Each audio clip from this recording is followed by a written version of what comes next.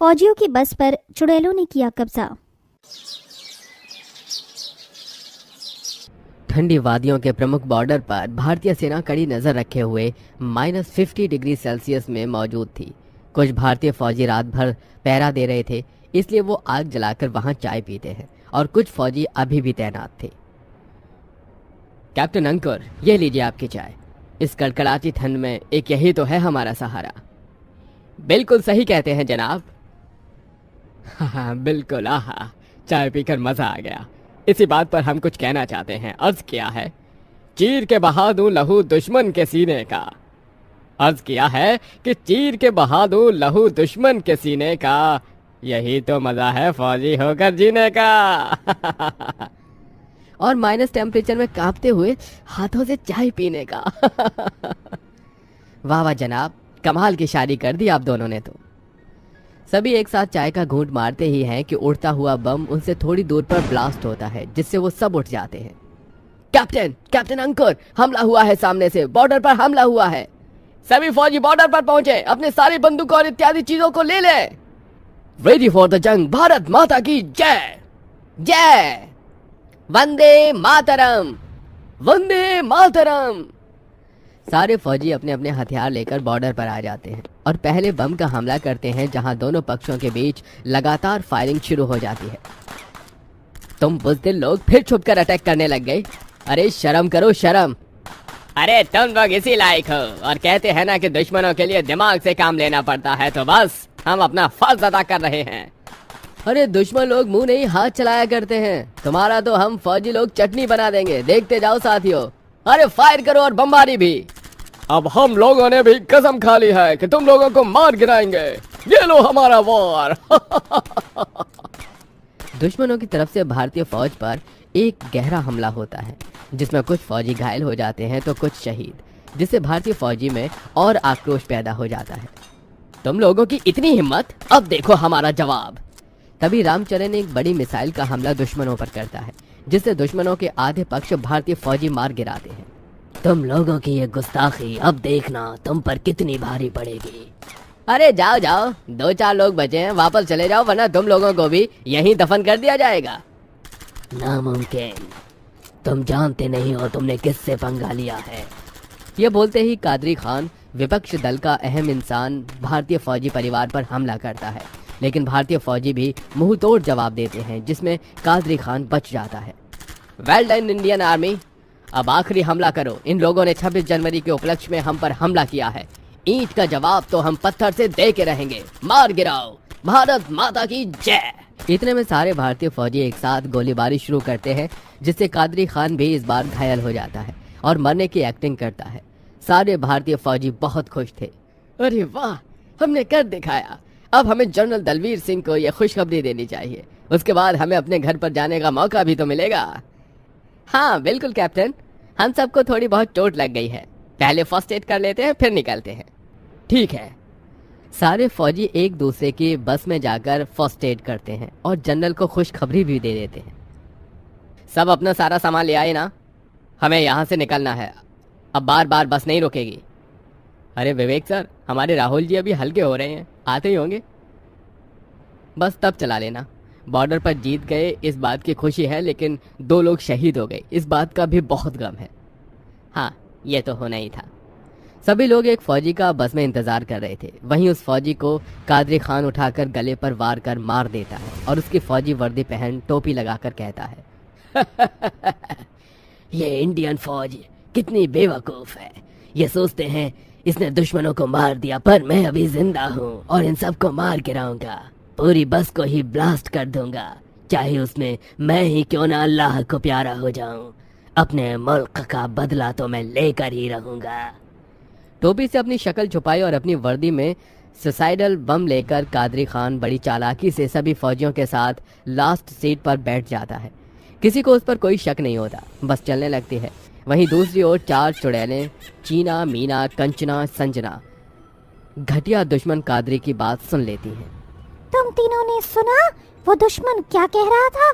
हमें अपने भारतीय फौजियों को बचाना होगा। हाँ बिल्कुल, हमने सारी बात सुन ली और अपने भारतीय फौजी को बचाने के लिए हमें भारतीय फौजियों की बस पर कब्जा करना होगा। ताकि वो दुश्मन अपना काम न कर पाए। हमें उसका बम लेकर उसे अपने फौजी की बस से दूर करना होगा। लेकिन अगर हमने अपने फौजियों पर हमला नहीं किया, सिर्फ उस दुश्मन पर किया, तो शक हो जाएगा। उसके लिए मैं हूं ना, मैं फौजी का रूप ले लूंगी। खौफ पैदा करने के लिए तुम पहले मुझ पर वार कर देना, उसके बाद मैं भी चुड़ैल बनकर अटैक करूंगी। ठीक है, जल्दी चलो, हमारी फौजी बस ज्यादा दूर नहीं होगी। ये बोलते ही तीनों चुड़ैल हमला करने बस पर पहुंच जाती हैं और एक चुड़ैल फौजी बनकर उनकी बस में बैठ जाती है। बस में बैठे फौजी बेहद खुश थे। तब अचानक से बस के शीशे और छत पर अजीब अजीब सी आवाज आने लगती है, क्योंकि चुड़ैलों ने उन पर हमला जो बोल दिया था। अरे अरे, ये सब क्या हो रहा है? मुझे बहुत डर लग रहा है। फट्टू इंडियन फौज, इतने में ही डर गई। लेकिन जब मैं बताऊंगा कि अब ये कुछ ही मिनटों में मरने वाले हैं, तो इनकी शक्ल देखने लायक होगी। टाइम बम स्टार्ट कर दिया है मैंने। तभी अचानक से चीना चुड़ैल एक शीशा फोड़ देती है। सामने से ड्राइवर वाला शीशा भी टूट जाता है। चारों चुड़ैल बस के अंदर जाकर कब्जा कर लेती हैं। अरे बाप रे बाप, ये क्या चुड़ैल, ये यहाँ क्या हो, कैसे? तुम लोगों पर हमने कब्जा कर लिया है, अब तुम्हें कोई नहीं बचा सकता। ये बस हाईजैक करनी है हमने। तुम ऐसा क्यों कर रही हो? हम अच्छे लोग हैं। हाँ, हमें मत मारो, वरना हम तुम्हें छोड़ेंगे नहीं। चुप कर, हमने तुमसे सफाई मांगी। कंचना, इस आदमी को खत्म कर। ठीक है। ये बोलते ही चुड़ैल उस नकली फौजी को मार देती है, जो कि चुड़ैल ही थी। तभी सारे फौजी आवाज उठाने लगते हैं। बेरहम दिल कहीं की चुड़ैल, तूने हमारे एक साथी को मार दिया। वो बहुत अच्छा था, तुझे ऐसा नहीं करना चाहिए था। हाँ हाँ, तुम्हें ऐसा नहीं करना चाहिए था। तुम लोग फिर बोले? इस फौजी बस पर हमारा कब्जा है और ये आदमी बड़ा शांत बैठा है, इसे मारना ही पड़ेगा। मुझे छोड़ दो, मुझे छोड़ो, चले जाओ, वरना चुड़ैलों, तुम चुड़ैलों को मैं दोबारा मार दूंगा। क्यों, ऐसा क्या है तेरे पास? सुन में चिरकुट, तेरी कोई चीजें हम पर असर नहीं करेंगी। तुम मेरा कुछ नहीं बिगाड़ सकती, मार दूंगा मैं थोड़ी देर में तुम सबको। अच्छा, अभी बताते हैं। ए ड्राइवर, बस करो। नहीं नहीं, बस मत रोकना, चाहे कुछ भी हो जाए। सिर्फ 2 मिनट और फिर सब मर जाएंगे। क्या? बस सिर्फ 2 मिनट? कंचना, हमारे पास समय नहीं है, तुरंत फौजियों को बचाना होगा। इतने में मीना बस ड्राइवर को थोड़ा घायल कर देती है, जिससे बस रुक जाती है और दोनों चुड़ैल कादरी को घसीटकर बस से बाहर थोड़ी दूर ले जाती हैं। वहीं दूसरी ओर संजना चुड़ैल अपने असली रूप में आकर बाकी फौजियों को बाहर आने से रोकती है। इतने में टाइम बॉम्ब फट जाता है, जिससे वो कादरी मर जाता है। यह ब्लास्ट देख फौजी कहते हैं, हे भगवान, उस चुड़ैल ने हमारे एक साथी को मार दिया। तुमने ये बिल्कुल भी ठीक नहीं किया, हमारे 2 फौजियों को मार दिया। हमने बिल्कुल ठीक किया है, और हमने किसी 2 फौजियों को नहीं मारा। मैं ही थी एक फौजी जो बनकर आई थी, और दूसरा फौजी गद्दार था। तुम सब फौजियों को बम ब्लास्ट में मारना चाहता था। वो तो हम चारों चुड़ैल ने वो बात सुन ली थी, इसीलिए हम तुम सबको बचाने आ गए। इतने में दोनों चुड़ैल भी आ जाती हैं। मार दिया हमने उस कत्तार को जो हमारे फौजी भाइयों को मारने आई थी। चलो, अच्छा हुआ, अब आप सब सुरक्षित घर लौट सकते हैं और 26 जनवरी को अपने परिवार और काबिल फौजियों के साथ जरूर मनाइएगा। क्या मतलब? आपने हम सब की रक्षा की, उसके लिए बहुत बहुत शुक्रिया। मैं कैप्टन अंकुर, और आपने हमारी मदद क्यों की, और आप हैं कौन? मैं बताती हूँ। दरअसल पिछले साल हम चारों भी इसी बॉर्डर पर तैनात थे, लेकिन जो इस बार हुआ वही हमारे साथ भी हुआ था। हमारा एक दुश्मन फौजी के कपड़ों में ही बैठकर हमारे बीच आ गया और उसने बम लगाकर हम सबको मार दिया, जिसमें हम सब मर गए। बस तभी से हम इस बॉर्डर पर तैनात हैं आज भी, और आप जैसे फौजियों की कभी कभार मदद करते हैं। आप लोग सच में बहुत अच्छे हैं। चलिए, अब हम सब आपको आपके स्टॉप तक छोड़ देते हैं। फिर एक चुड़ैल बस चलाती है। 3 चुड़ैल फौजियों के साथ नाचती गाती है। ए वतन वतन मेरे आबाद रहे तू, मैं जहाँ रहूं जहाँ में याद रहे तू। फिर चुड़ैल उन्हें उनके स्टॉप तक छोड़ देती है। अगले दिन 26 जनवरी के दिन पुलिस और फौजी लोग एक समारोह करते हैं, जहां उन चारों फौजियों को पुरस्कार से सम्मानित किया जाता है और तिरंगा फहराया जाता है।